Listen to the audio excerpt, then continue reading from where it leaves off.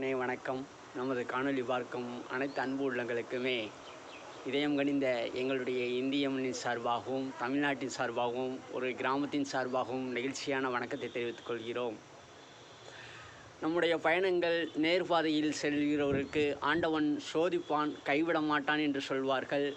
இன்றைய காலகட்டங்கள் அதுபோல தான் செல்கிறது. ஒரு தாயார் கூட கேட்டார், இன்றைக்கு எனக்கு இருதய ஆப்ரேஷன், உங்களுடைய ஆசீர்வாதம் வேண்டும் என்று, ஹார்ட் சர்ஜரி என்று குறிப்பிட்டு இருந்தார்.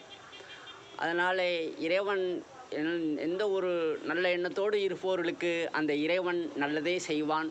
அந்த தாயாருக்கும் இந்த எங்களுடைய இந்திய நாட்டின் சார்பிலே அந்த தாயாருடைய இருதய ஆப்ரேஷன் சிறப்பாக நடைபெறும் என்று குறிப்பிட்டிருந்தோம். அதுபோலவே ஒவ்வொருவரும் ஒவ்வொரு குழந்தைகளும் நல்லபடியாக யாம் கழுத்திலே அணிந்திருக்கும் இந்த டேக் ஹீரோ என்று போட்டிருந்தது. இது நேற்று ரோட்டிலே சாலையில் நடந்து போகும்போது இந்த ஹீரோ என்ற வாசகம் வந்தது. எதற்கு சொல்கிறோம் என்றால், இறைவன் எங்களை ஒவ்வொரு விஷயமாக கருத சொல்கிறார். அதுதான் சித்தர்கள் என்று சொல்வோம்.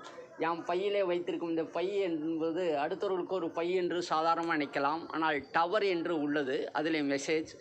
எதற்காக சொல்கிறோம் என்றால், இன்றைய காலங்கள் பூராம் சேட்டலைட்டு காலமாக மாறிக்கொண்டு இருக்கின்றன.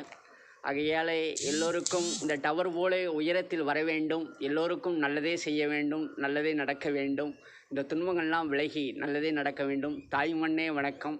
வரும் 2025 ஆண்டை எதிர்நோக்கி காத்து கொண்டிருக்கிறோம். அது நெகிழ்ச்சியான தருணங்களாக இருக்க எல்லாம் உள்ள இறைவனை வேண்டிக் கொள்கிறோம். தாய் மண்ணே வணக்கம்.